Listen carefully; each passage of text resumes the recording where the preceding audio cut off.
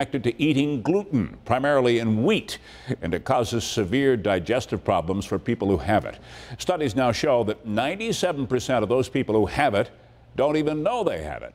Today is Celiac Awareness Day. 7 Eyewitness News reporter James Groh has more tonight on this condition that really sparked the gluten-free movement.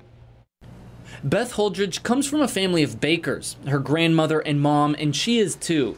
But when Holdridge was diagnosed with an autoimmune disease a few years ago and she couldn't be around gluten anymore, she thought everything was going to change. And I was professionally a baker, so, I got this diagnosis and then I can't do my job all of a sudden. But instead of giving up on her passion of baking, she tweaked her recipes and created The Baker's Daughter, a gluten-free bakery in Buffalo.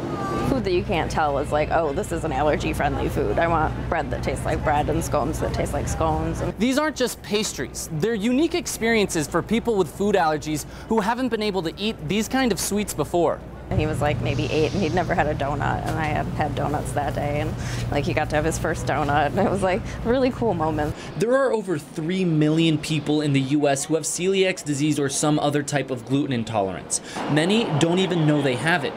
That's why today is dedicated to Celiac Awareness Day. But the majority don't even know it. I mean, those are people walking around with a lot of symptoms and pain and suffering that they don't need to be. Andrea Langston is a nutritionist and has celiac herself.